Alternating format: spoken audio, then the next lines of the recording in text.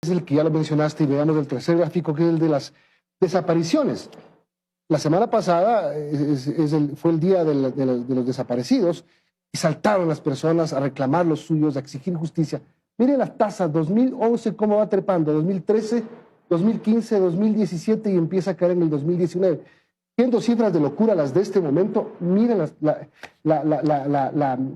luego de la operación de la base de Manta.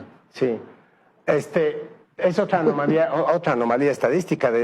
Como, si ves, hay una tendencia, ¿no es cierto? Hay una tendencia que cualquier movimiento dentro de esa curva es estadísticamente explicable, pero lo que pasa entre 2009 y 2014 desobedece a cualquier tendencia, no es estadísticamente. Roberto, lo único que coincide es la línea ascendente de las muertes no determinadas, la línea ascendente de las tasas de tráfico infantil, de tráfico de menores, y la línea ascendente de las desapariciones. Es la única coincidencia. Y la caída en picada de las capturas de cocaína. Todo después del 2009, todo después de la salida de la base de Manta. Ahora, las cosas que no se entienden es cómo incluso en el 2014 llega a ser mayor las muertes no determinadas que las muertes violentas, sí determinadas. ¿Cuál es la conclusión de todo esto? El 2014, acabas de mencionar ese año, es el año que, esto es una nota que publicamos hace algún tiempo en Expreso, 2014 es el año en el que, febrero de ese año, en el que la SENAIN entrega un informe de inteligencia al gobierno. Yo tuve acceso a ese informe, y ese informe básicamente lo que dicen es el cartel de Sinaloa está operando en Esmeraldas y el norte de Manabí. Y ese año, Milton, el ministro del Interior, José Serrano, declara que la prioridad del Estado ecuatoriano en materia de lucha contra las drogas es el microtráfico. Y lo vuelve a declarar en el 2015, en el 2016, en el 2017 Lenín Moreno hace lo mismo. El microtráfico, cuando le informan que el cartel de Sinaloa está operando en el Ecuador, él declara que el microtráfico es la prioridad. Y se pone a capturar vendedores de funditas en el barrio Garay, en Guayaquil, y en la Mariscal, en Quito. Y ese año las capturas de droga caen en picada. ¿Por qué está allí el Estado? El Estado está allí, en cualquier parte del mundo, para precautelar los derechos de sus ciudadanos, de su población. Y el derecho quizás más básico es el derecho a la vida. Si es que hay un homicidio, para precautelar el derecho a la vida, el Estado tiene que investigar ese homicidio, porque de lo contrario significa que hay un asesino suelto y el Estado tiene que dar con ese asesino. A ver, ¿y cómo usted llegó a establecer de que hay una suerte de subregistro de las muertes realmente provocadas por violencia o un maquillaje en las mismas, si es que se lo quiere ver así, o una mentira deliberada, si usted quiere, porque las cifras no corresponden a la realidad? Exactamente. La política que yo establezco estadísticamente es el evento de la salida de la base de Manta.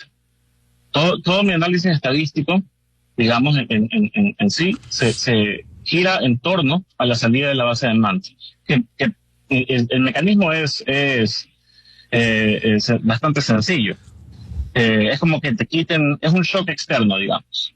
Hay una base de mantas con sus radares. Es como, imagínense que usted tiene que administrar en su casa un presupuesto y yo le quito una parte de su presupuesto. Uno esperaría que eso tenga efectos. Entonces todo gira en torno a la salida de la base de Manta. Algo pasó cuando salió la base de Manta. Y ese algo que pasa, lo que indica el análisis estadístico, hay una serie de análisis, es que la salida de la base de Manta tuvo un impacto significativo en las actividades criminales. El gobierno de Correa no va a poder responder nunca, a menos que se exhumen 7.379 cadáveres para determinar cuáles fueron las circunstancias del fallecimiento. Y exhumar cadáveres es una cosa delicada. El gobierno no puede responder la pregunta de cuántos homicidios hubo. Pero lo que hace su estudio más bien es develar una suerte de subregistro o maquillaje o una intencional mentira respecto de las muertes violentas que se producían en el Ecuador. Es decir, ellos tienen una narrativa en la que aseguran que las muertes violentas durante el periodo de gobierno de los gobiernos de Rafael Correa, hubo muchísimas menos muertes que ahora.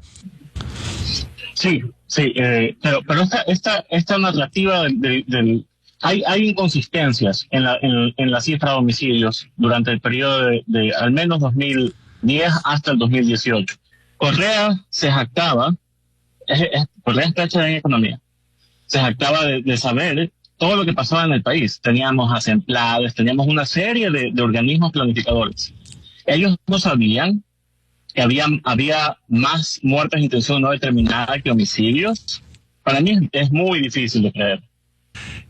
Se logran evidenciar una mentira que se ha dicho 1000 veces. Se logra evidenciar maquillaje de cifras que da como resultado un número totalmente diferente a la realidad. Pero lo que es más grave aún es que el país se queda sin una memoria histórica, le queda debiendo a los ciudadanos, como dice el doctor Arduino Tomasi, en su condición de Estado, de garantizar el derecho a la vida de los ciudadanos, no tener la capacidad ni siquiera de decirle por qué murió, a causa de qué murió esa persona, porque en las cifras simplemente no consta eso, y seguramente no consta por intereses políticos, intereses de armar un relato, una narrativa que nos venda a los ecuatorianos una aparente seguridad que no la teníamos.